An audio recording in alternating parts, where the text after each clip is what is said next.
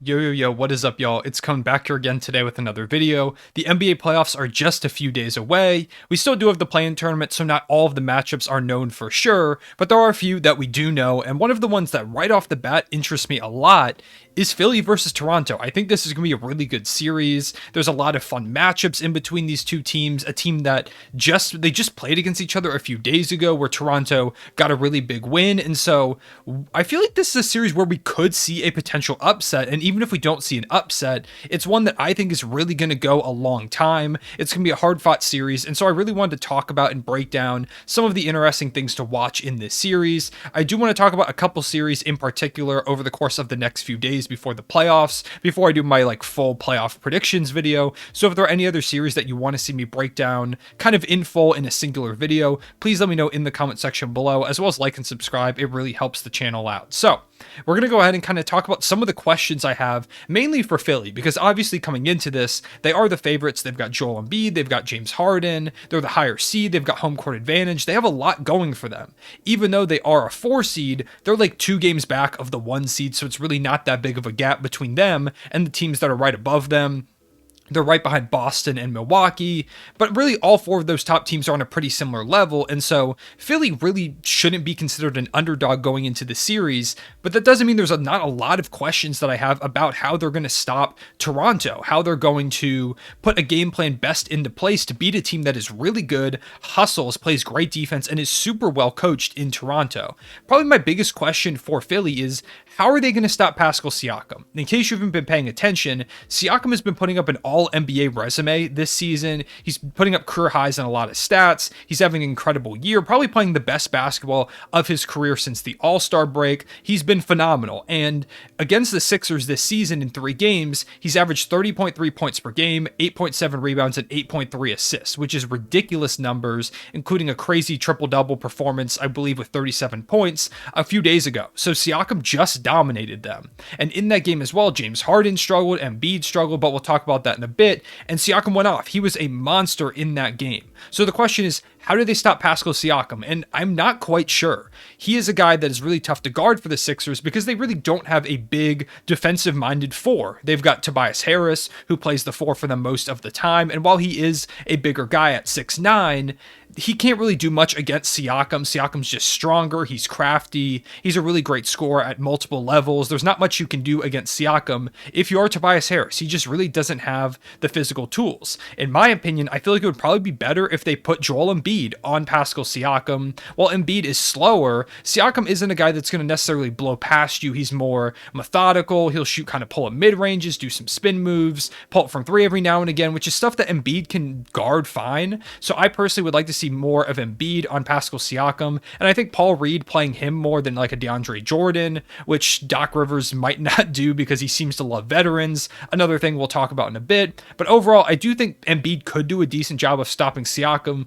but he's a guy that could very well go off on this series if Doc Rivers doesn't make adjustments, which is one of my biggest issues with the Sixers heading into this series is the coaching matchup. Doc Rivers is nowhere near the coach that Nick Nurse is. Nick Nurse is one of the best coaches in the league, and he's had a long history of game planning against Joel Embiid. In the Raptors 2019 championship run, they had to face off against Embiid. They did have Marc Gasol, who played great defense, but overall, it was really a team effort. He did a great job of scheming, and Embiid, while he didn't have a terrible series, he didn't have a great one. And just historically against the Raptors, Embiid kind of seems to struggle a little bit more to get to his spots, to get comfortable, which is something that's really hard to do against a guy in Embiid who can just shoot over you and really can get to his spots with ease. So the Sixers are really going to have to do a great job of making Embiid feel comfortable and getting around those schemes that Nick Nurse is really good at putting into place.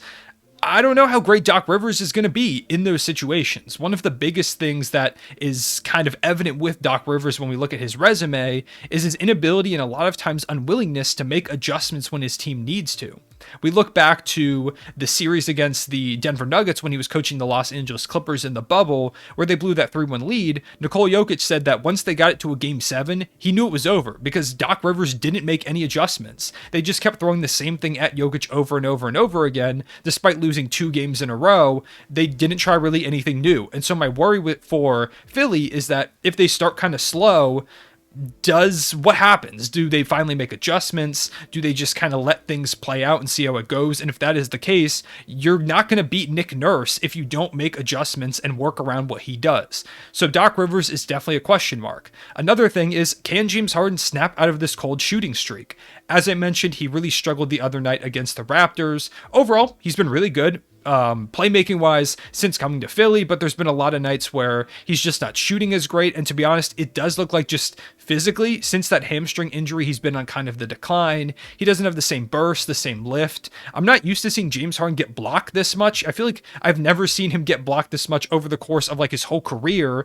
Like when compared to how much he's gotten blocked this season, it's kind of insane. And so when you have a lot of really lengthy defenders on Toronto between Scottie Barnes, Ojana, Nobi, Pascal Siakam, just all those guys in general, even Fred VanVleet and Gary Trent Jr., who have fast hands as guards, it might be tough for Harden to really get going and get into the lane the way he wants to. So he's got to be able to knock down those shots, whether it's those step back threes, those catch and shoot threes. He's got to be able to knock those down for Philly to get out of this comfortably. Another question mark is there's no Matisse Thybulle for them in away games in this series for the Sixers because he's unvaccinated. So that's another defensive piece that you can't use against the many scorers on this team. And also, how will Tyrese Maxey play is another big question. Maxey's been one of the most improved players in the league this season. He went from a very meh three-point shooter to one of the better ones amongst all young players. He's been phenomenal from three this season. He's super quick, and he's a guy that could really be that nice, like, counterpart to James Harden, where he's kind of slow and methodical. Tyrese Maxey kind of just attacks the basket and goes quick. He can really be a super valuable piece to this Philly team if he can get going. It's a question mark of, is he ready for this big moment? How is he going to fare against the great defensive play of Fred VanVleet, who will probably spend some time guarding him, alongside Gary Trent Jr., who can get in the passing lanes, get some steals with his quick hands? How will Tyrese Maxey fare? That is a very important thing that the Sixers need to figure out, and if they do want to win this series,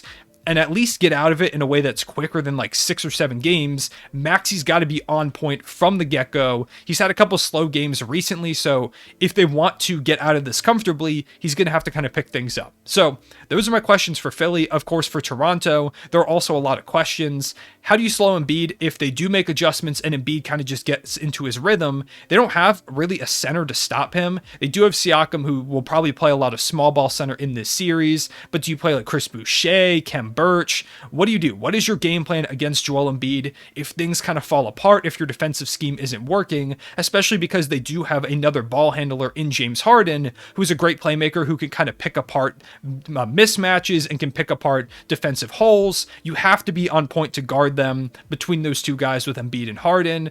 How will the offense fare is another question as well. They've got a lot of streakier guys. Siakam is pretty consistent, same with Fred VanVleet, but like Gary Trent Jr., Scottie Barnes, Ojana, Nobi, those are guys that can kind of be hit or miss on a lot of nights. Some nights they can drop like 40, other nights it's like, like shooting like 7 of like 18 and stuff like that. So it's a question of how consistent can they be against a Philly team that has some really good scores, some good playmakers. How do you continue to keep up with that offensive output, especially if you have a night where Embiid and Harden are both going off for like 30? What do you do? How do you end up stopping that if James Harden is dropping 15 assists? How do you get him out of his rhythm? Those are important questions. Also, once again, when we were talking about Tyrese Maxey, with how young players play, how will Scottie Barnes and Gary Trent Jr. play? This is Scottie Barnes' first season, and it's been very clear from the get-go that he doesn't shy away from these big moments.